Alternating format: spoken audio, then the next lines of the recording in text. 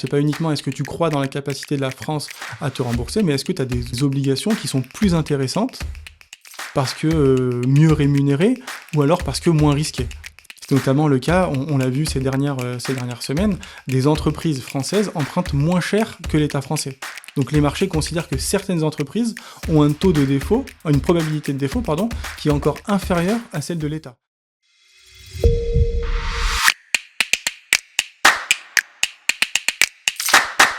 Bonjour à tous, aujourd'hui j'ai le plaisir d'accueillir à nouveau Nour Bendimered qui vient nous parler d'un nouveau sujet aujourd'hui. Alors Nour, il est directeur des investissements chez Ivesta Family Office. Il est déjà venu plusieurs fois dans ce podcast pour nous parler justement de thématiques soit liées à la macroéconomie, soit liées à l'investissement sur les marchés financiers, parce que c'est vraiment son domaine d'expertise.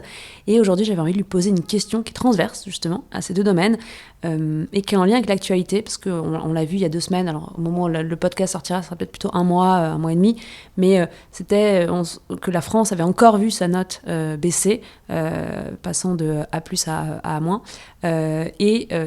La question, c'est, dans ce contexte-là, il y a plein de rumeurs qui circulent en se disant, mais en fait, l'État va-t-il faire faillite ? Est-ce que ça signifie la faillite de l'État ?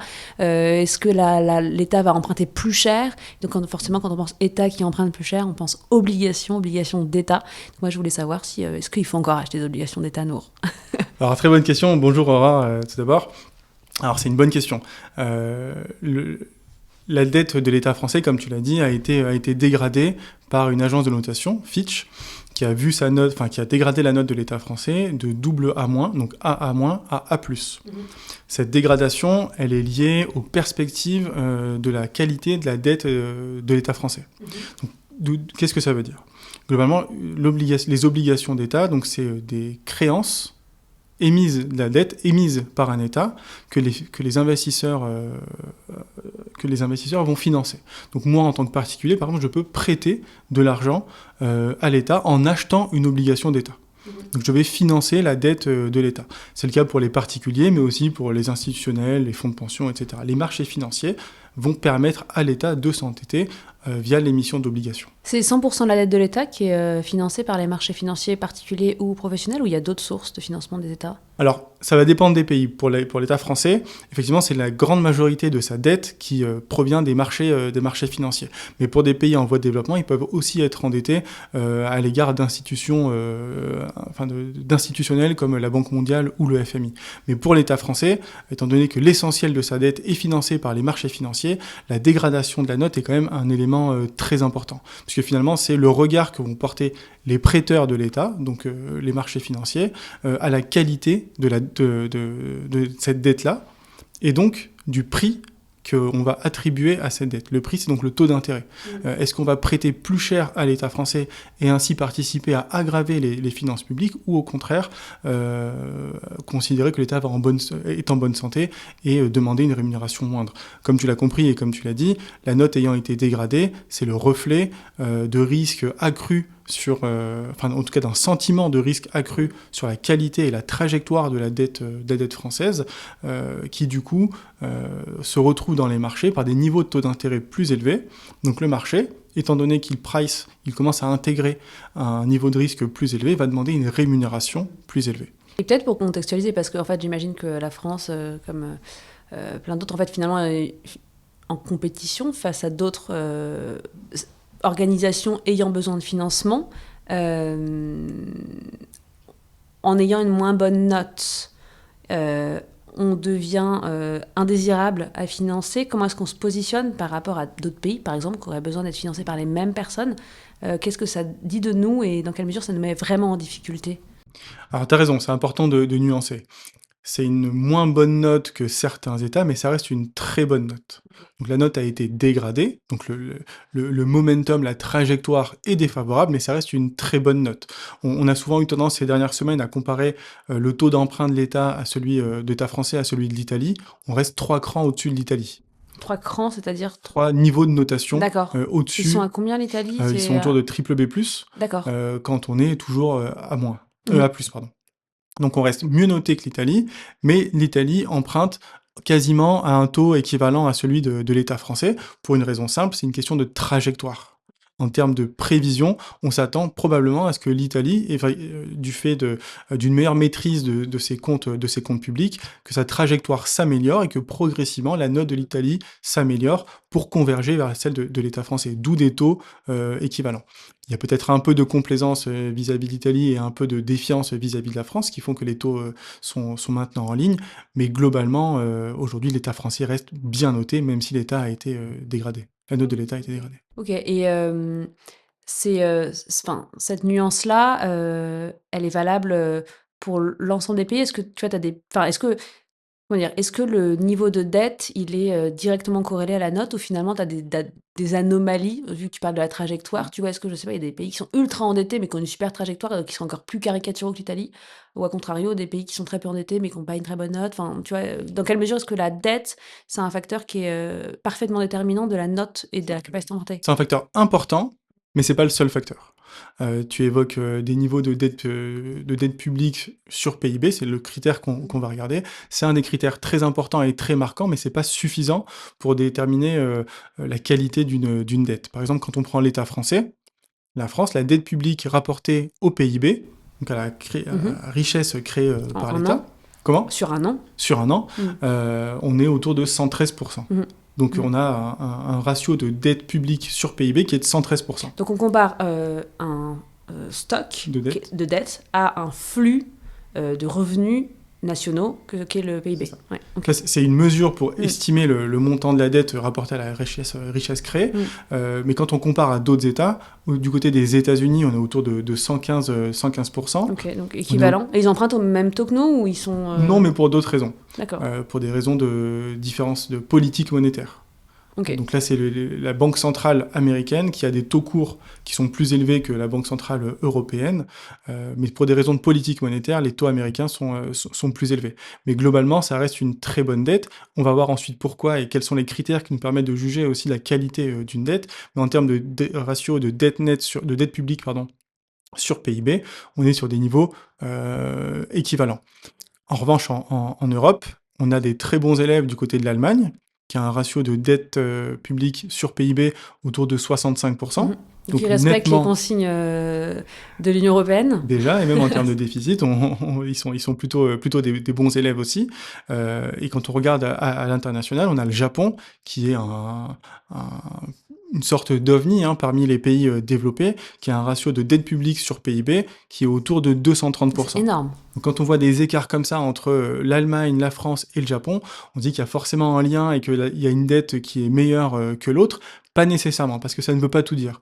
Le Japon a un ratio de dette publique sur PIB qui est très élevé, mais une charge de la dette qui est très faible.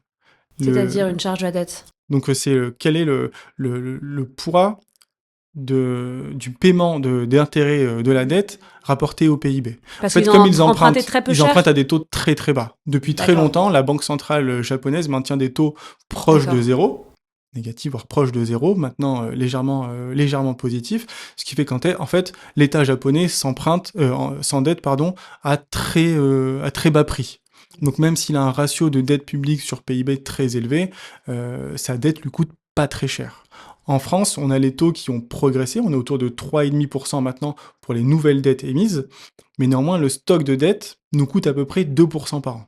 Le stock de dette a un coût historique autour de 2%. Donc ça reste correct aujourd'hui.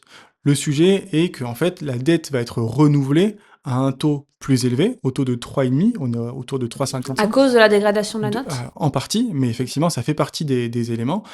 La dégradation de la note va avoir un impact sur ce qu'on va appeler le spread. Le spread, ça va être l'écart de taux d'intérêt par rapport à un émetteur qu'on va considérer comme étant très safe. Ça va être l'Allemagne en Europe, ça va être le lecteur de référence. Et donc, par rapport à l'Allemagne, le spread est de 80 points de base, donc c'est-à-dire 0,8%. Donc, on va emprunter à 0,8% plus cher que l'Allemagne. Ce spread, il y a quelques mois ou quelques années, était plutôt autour de 30 points de base, donc de 0,3%. Et donc, ce spread a progressé, puisque la note de la France a été dégradée. Donc, c'est un des éléments, mais il y a aussi la politique monétaire, mais c'est un autre sujet. Donc, effectivement, ce qu'on va regarder, c'est le poids de la dette rapportée au PIB, mais aussi la trajectoire. Et pour estimer la trajectoire, on va comparer la croissance et le taux d'intérêt. Traditionnellement, ce qu'on a tendance à regarder, c'est le rapport entre la croissance nominale, donc c'est-à-dire la croissance compte tenu de l'inflation, la croissance du PIB compte tenu de l'inflation, et le taux d'intérêt, et regarder l'évolution de ce qu'on appelle le déficit, enfin le solde primaire, qui va être le budget, enfin le solde budgétaire de l'État, une fois qu'on défalque toutes les dépenses de l'État de ses revenus.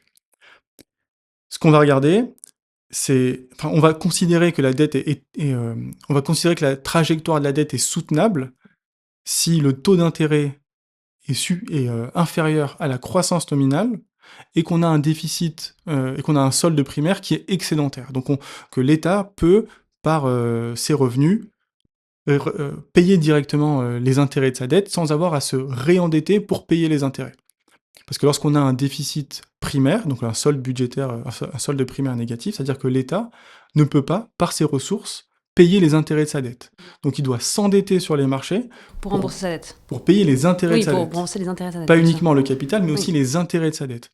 Et donc là, naturellement, en fait, il y a une spirale négative qui se met en place. Il y a un effet boule de neige où tu vas devoir t'endetter pour payer les intérêts et rouler cette dette et continuer à t'endetter pour pouvoir faire face à tes échéances. Mhm. Et donc là, tu vas avoir un stock de dette qui va grossir.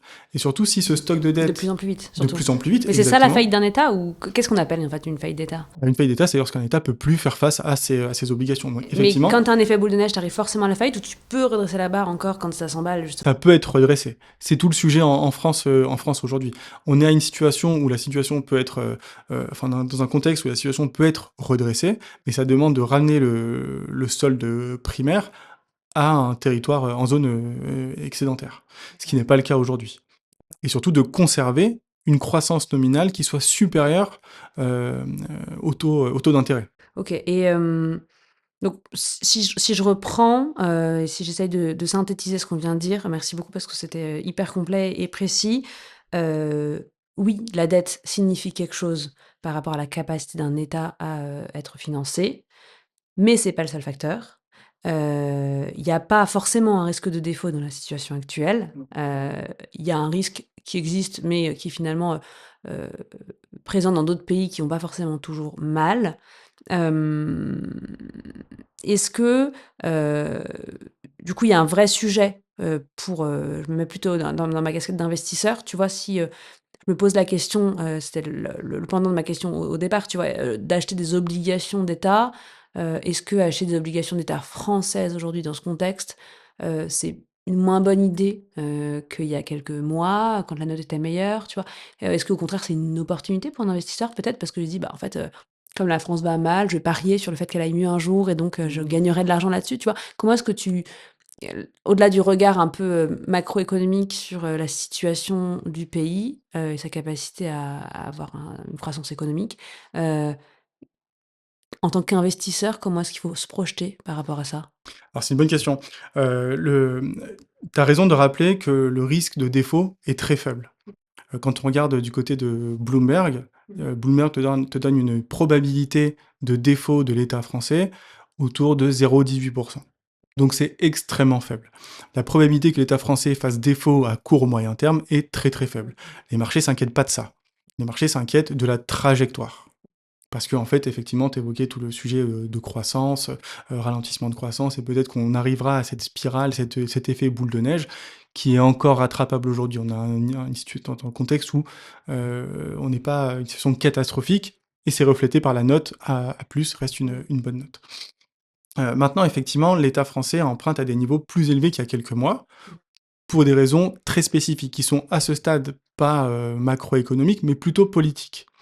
C'est d'ailleurs ce que disait Fitch dans sa note, dans les raisons pour lesquelles Fitch a dégradé l'État français.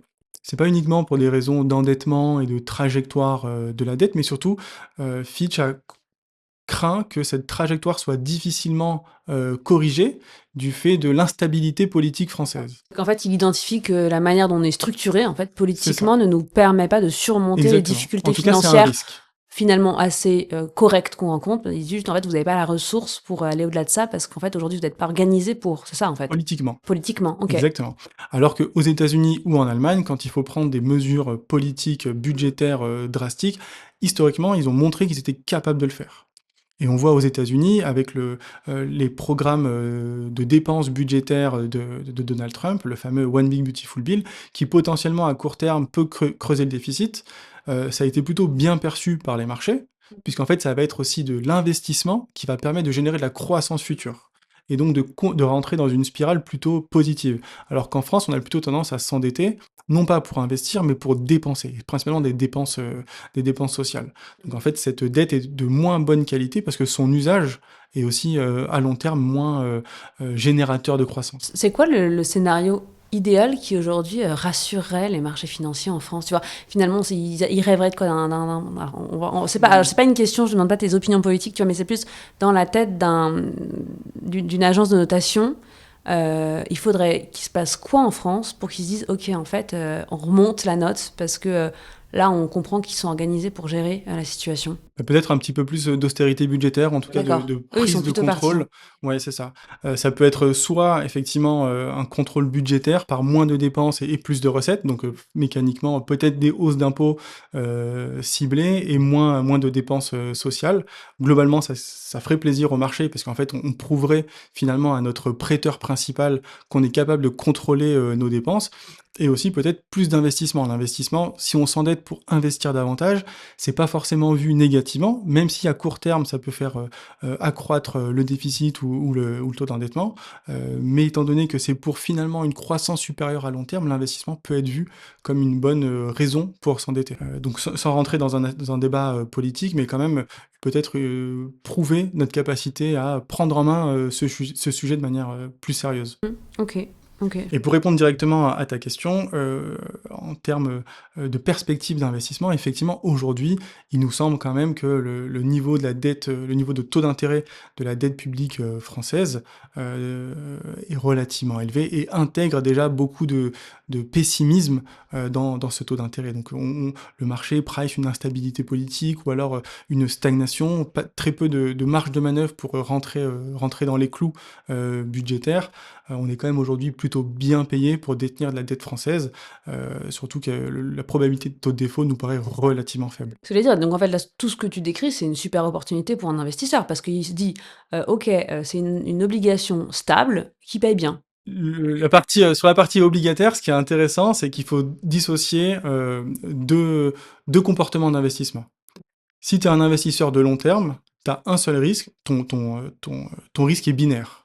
C'est soit tu portes ton obligation jusqu'à maturité et t'es remboursé de ton principal plus tous les coupons que tu as touchés, soit tu portes jusqu'à maturité et l'obligation fait défaut et tu récupères pas grand-chose ou quelques pourcents de ton investissement initial.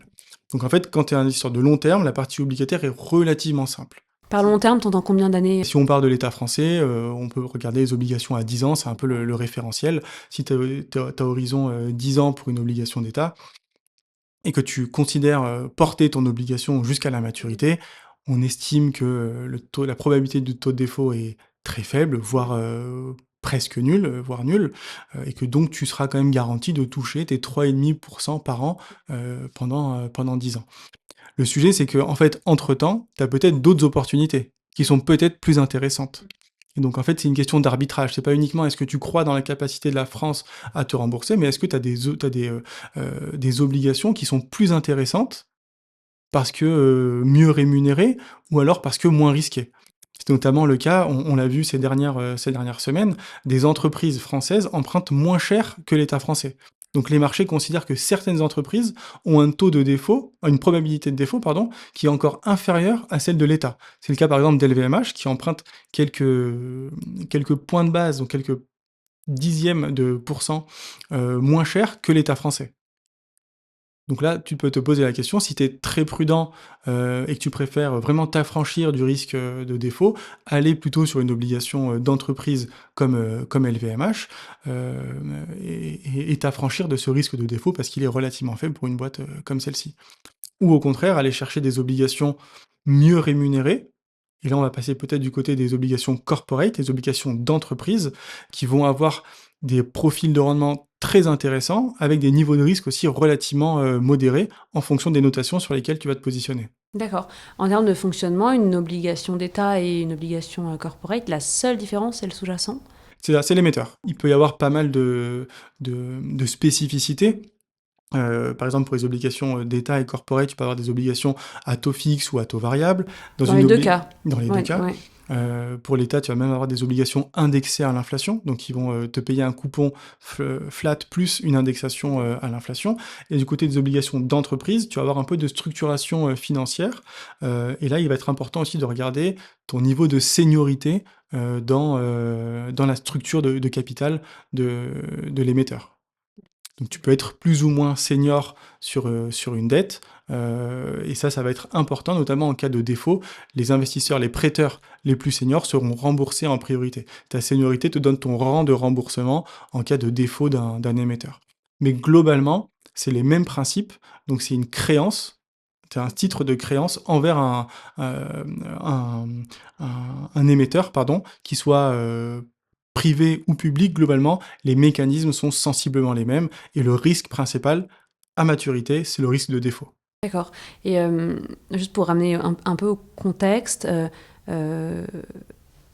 s'il y a plusieurs variations possibles au sein d'une obligation d'État, est-ce qu'il y en a qui sont plus pertinentes que d'autres dans ce contexte-là, et pareil peut-être pour le corporate, même si c'était moins notre sujet du jour, mais tu vois, est-ce qu'il y a, en tant qu'investisseur, il faut mieux éviter certains types d'obligations aujourd'hui ou plutôt en préférer d'autres parce qu'elles ont telle ou telle caractéristique? Tu vois, tu parlais de ce qui était remboursé à terme, de ce qui était, enfin, tu vois, indexé à l'inflation ou non.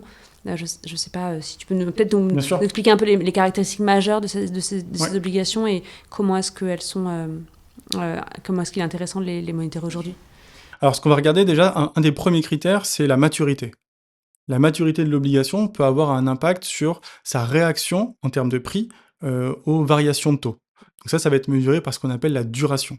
La duration, sans rentrer dans la formule technique, ça va être simplement une mesure d'une évaluation de la réaction du prix de ton obligation à des variations de taux. Prenons l'exemple d'une obligation traditionnelle qui a une duration de 5. Ça veut dire qu'en cas de variation des taux de 1%, le prix de mon obligation peut perdre 5%.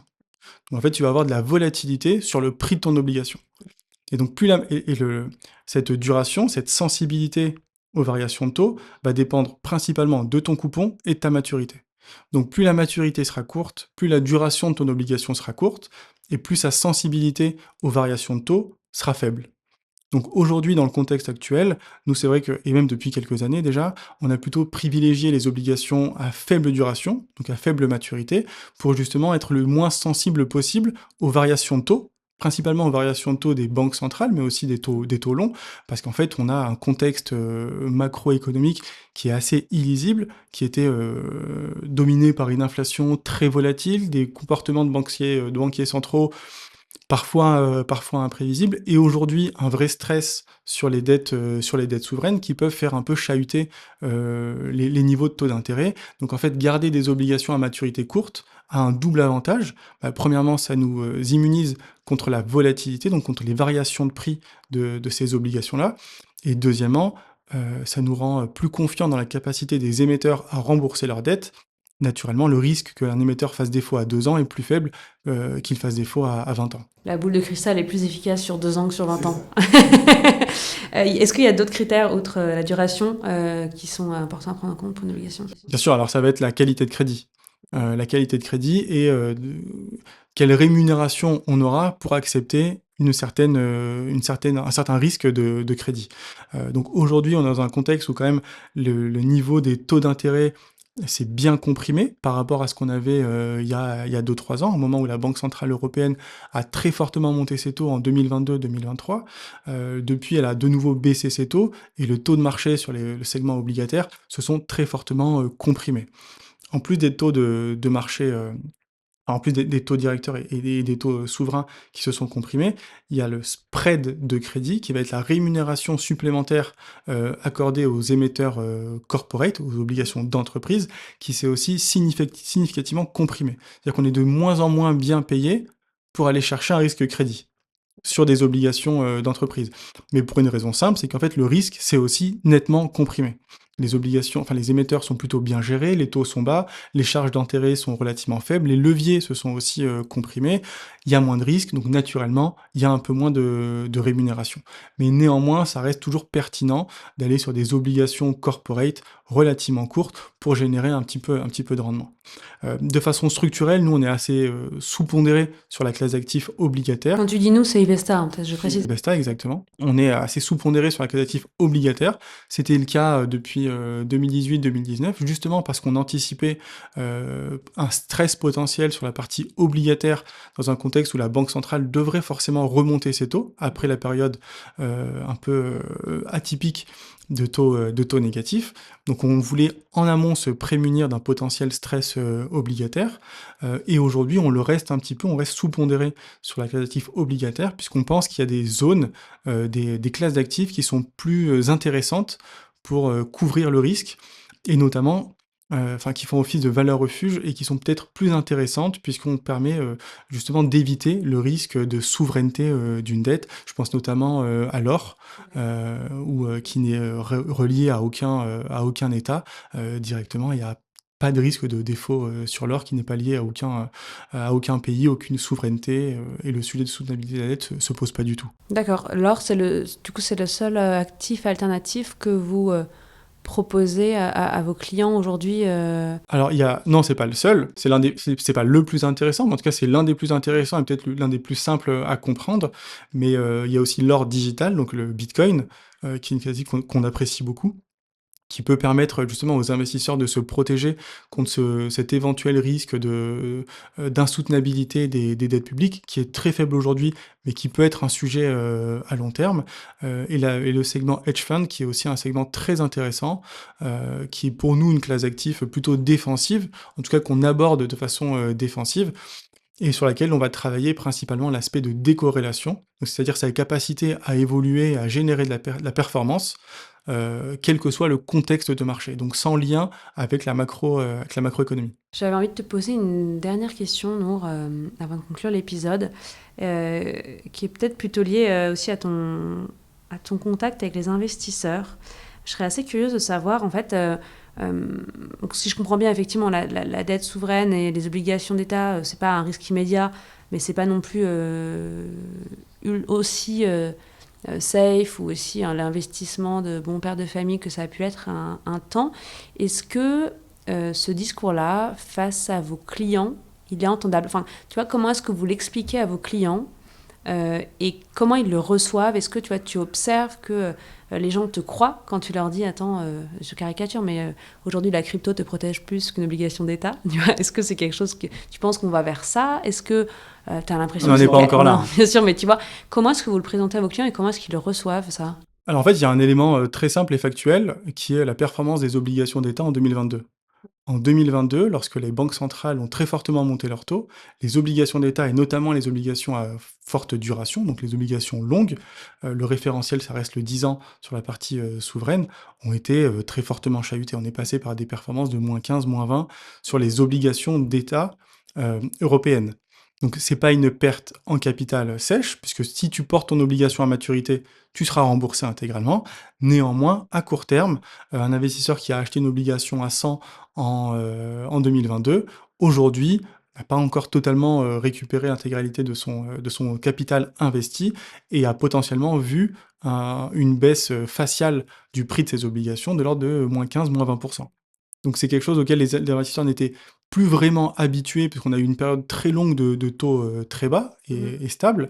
Mais en fait, 2022 est venu nous rappeler qu'il peut y avoir du stress, de la volatilité sur la partie obligataire aussi. Et donc ça, c'est quelque chose que, enfin, du coup, vos clients, l'ayant vu, ils partagent assez facilement les réserves ou le regard un peu Oui, complètement. distant. Puis en fait, quand on est finalement je vais pas vous dire qu'on a été visionnaire parce que ça serait un peu un peu présomptueux, mais disons qu'on a essayé de se prémunir contre ce risque, et surtout lorsque ce risque s'est présenté, il a surtout créé des opportunités. Donc en 2022-2023, lorsque ce stress s'est matérialisé par des décotes de prix très importantes sur la partie obligataire et donc des rendements plus élevés, ben ça nous a créé des opportunités. Nos clients avaient des liquidités, à placer sur le segment obligataire avec des niveaux de coupons très intéressants, puisque le timing a été plutôt opportun de notre côté. En fait, ça peut effectivement générer du stress, de la volatilité, qui lorsqu'on est plutôt habile, peut être converti en opportunité. Donc là, on rentre, bon, c'est un cas particulier, mais globalement, ça peut créer à la fois des opportunités et être une source de risque. OK, OK, super clair. Je sais pas si tu avais, d'autres points que tu voulais, ajouter, par rapport à ce marché obligataire ou? Bah, écoute, globalement, non, c'est assez, on a fait le tour. Ce qui est intéressant peut-être de rappeler, c'est qu'effectivement, la partie, souveraine, aujourd'hui, on en parle beaucoup, mais c'est plus un débat, un sujet politique qu'un vrai, sujet économique. Donc nous, on pense qu'il y a pas de vrai risque de défaut sur la dette française, au moins à court, moyen terme. Donc ça peut être un segment, intéressant à travailler. Néanmoins, il y a aussi d'autres segments comme la dette corporate, la dette d'entreprise, qui est très intéressante, dont les caractéristiques sont assez proches, mais qui permettent aussi de diversifier le risque émetteur en ayant un portefeuille diversifié sur plusieurs dizaines d'émetteurs potentiellement et de diluer le risque de défaut. Donc non, le segment obligataire, c'est un segment très intéressant, très riche, que les particuliers, les investisseurs connaissent souvent assez peu, souvent par le prisme uniquement de la dette d'État, mais le gisement est en fait très profond, très intéressant, et il y a des stratégies qu'on peut travailler qui sont assez pertinentes, même si à court terme, il y a quand même un risque de soutenabilité qu'il est intéressant de sous-pondérer légèrement en allant travailler d'autres classes d'actifs qui rendent le même service que la dette d'État, mais avec un risque nettement moins élevé et surtout un potentiel de rendement probablement supérieur. Je tiens juste à rappeler que l'or, c'est 40 de hausse depuis le début de l'année et c'est quasiment x2 sur les 2 dernières années. Donc la sous-pondération des obligations d'État pour la surpondération de l'or a été une grosse contributrice, a été contributrice à la performance de façon significative chez nous. Ouais.